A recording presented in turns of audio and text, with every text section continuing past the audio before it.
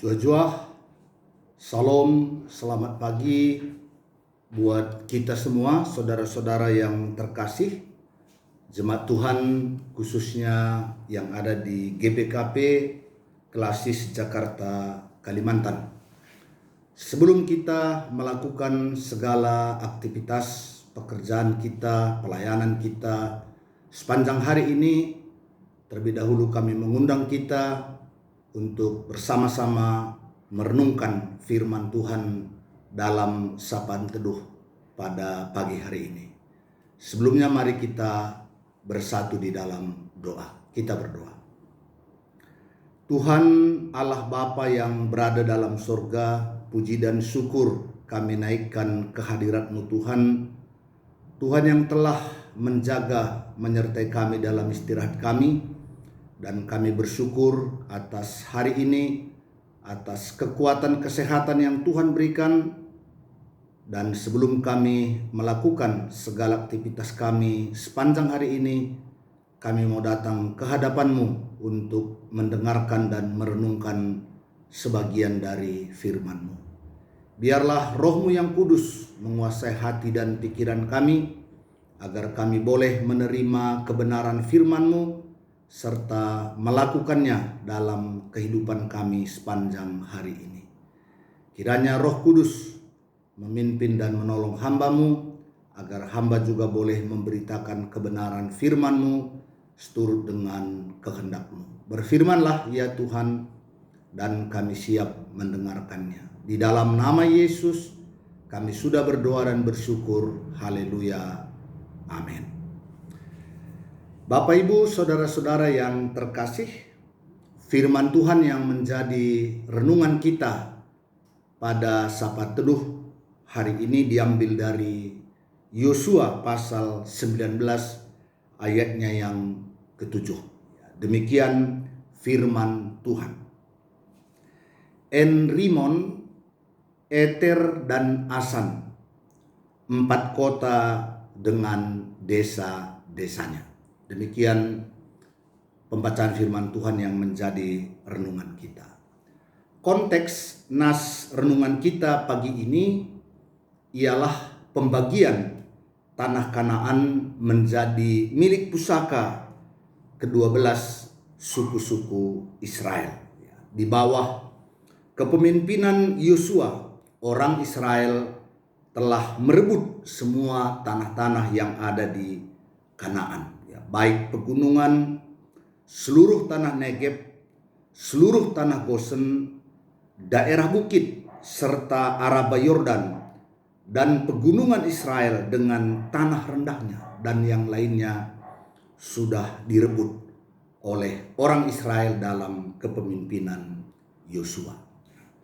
Setelah Yosua menjadi tua dan lanjut umurnya, berfirmanlah Tuhan kepadanya, benar bahwa masih banyak negeri-negeri yang belum mereka rebut.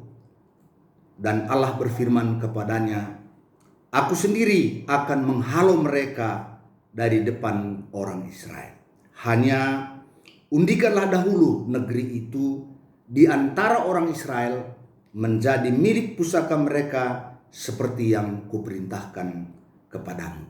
Oleh sebab itu, bagikanlah negeri ini kepada suku yang 9 itu, dan kepada suku Manase yang setengah itu menjadi milik pusaka mereka.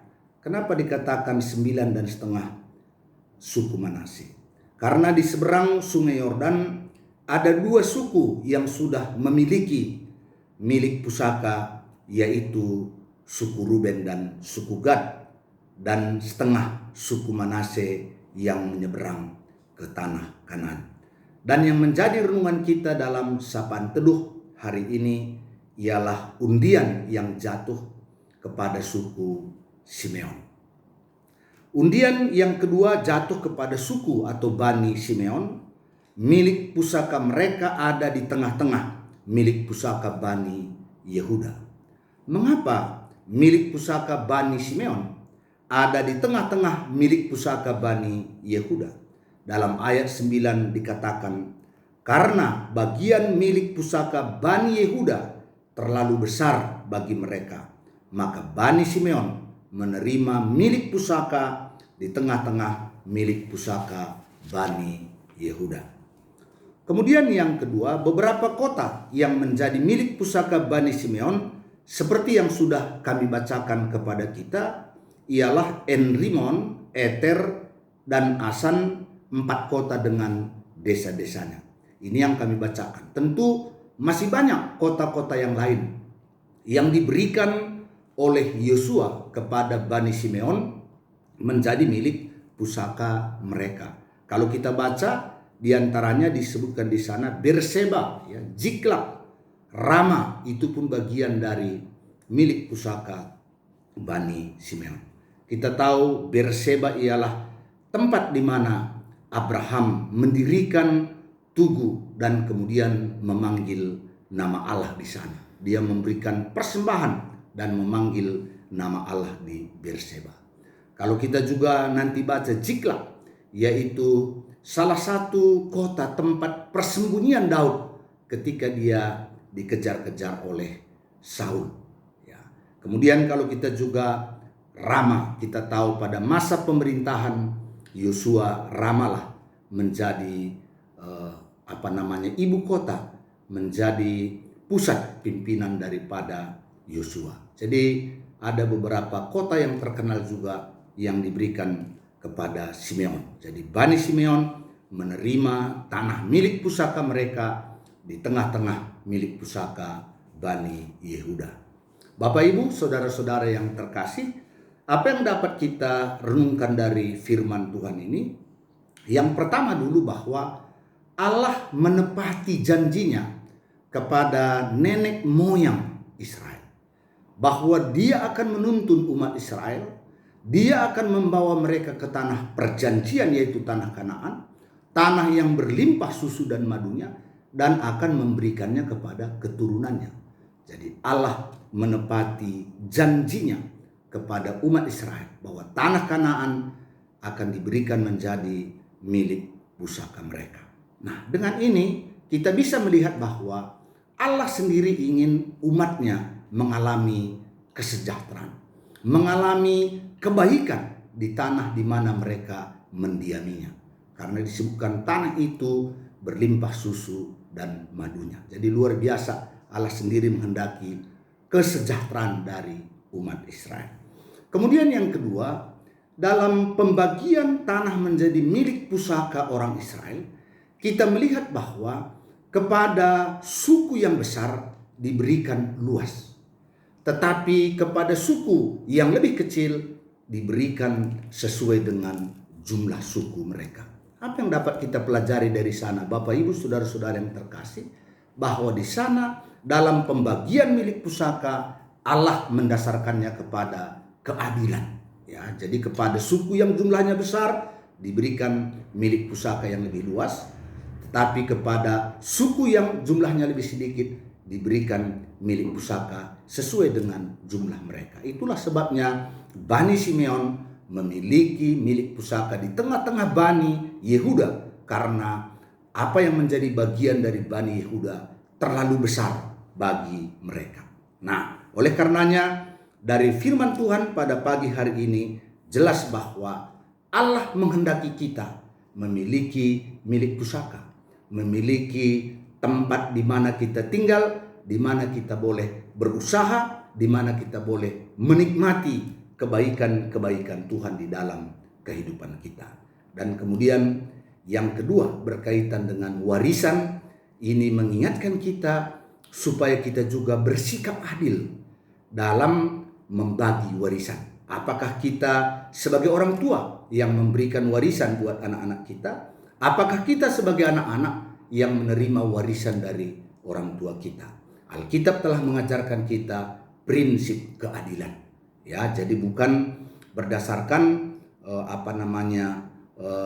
laki-laki perempuan, bukan berdasarkan tua dan muda, tapi diberikan menurut kondisinya, ya, sehingga di sana tercipta keadilan, dan tentunya dengan keadilan semua akan merasakan sukacita. Inilah yang boleh kami sampaikan pada pagi hari ini. Kiranya firman Tuhan ini boleh menerangi kita dalam menjalani dan melakukan aktivitas kita, khususnya dalam hal milik pusaka dan juga warisan di tengah-tengah kehidupan kita. Amin. Mari kita bersatu di dalam doa. Kita berdoa. Tuhan Allah Bapa yang berada dalam surga, puji dan syukur kami naikkan kehadirat-Mu Tuhan, karena Engkau Allah yang menghendaki kami mengalami kesejahteraan di tengah-tengah kehidupan kami. Sehingga Engkau menuntun umat-Mu ke tanah yang penuh susu dan madunya, supaya di sana kami mengalami kebaikan-kebaikan Tuhan dalam hidup kami. Biarlah kami bersyukur atas segala berkat yang disediakan oleh Tuhan bagi kami, sehingga kami dapat mengerjakan yang menjadi bagian kami, supaya kami juga dapat mengalami kesejahteraan seperti yang Tuhan inginkan kami alami dalam hidup kami. Demikian juga dalam pembagian warisan, biarlah kami boleh berlaku adil, baik kami sebagai orang tua yang membagi warisan terhadap anak-anak kami, maupun ketika kami sebagai anak menerima warisan dari orang tua kami, biarlah keadilan menjadi dasar di dalam kami berbagi. Terima kasih Tuhan, saat ini kami berdoa secara khusus buat Majelis Runggun GBKP Studio Alam. Berkati pendeta, berkati pertua diaken beserta dengan seluruh keluarganya, sehingga mereka boleh melakukan segala aktivitas khususnya pelayanan di tengah-tengah jemaat Tuhan yang ada di Runggun Studio Alam. Kami juga berdoa buat pembangunan GBKP Runggun Studio Alam, khususnya pengurusan surat baik izin maupun surat untuk mendapatkan pembangunan gedung gereja. Tuhan kiranya berkenan menolong panitia ataupun yang terlibat dalam mendapatkan izin tersebut, sehingga pembangunan rumah Tuhan di GBKP Runggun Studio Alam dapat terrealisasi.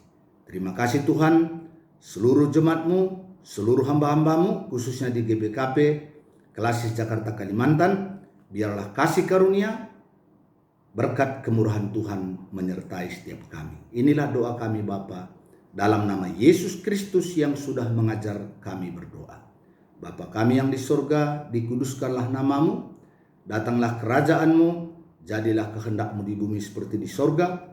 Berikanlah kami pada hari ini makanan kami yang secukupnya, dan ampunilah kami akan kesalahan kami, seperti kami juga mengampuni orang yang bersalah kepada kami. Dan janganlah membawa kami ke dalam pencobaan, tetapi lepaskanlah kami daripada yang jahat, karena Engkaulah yang mempunyai kerajaan dan kuasa dan kemuliaan sampai selama-lamanya. Amin. Haleluya, puji Tuhan.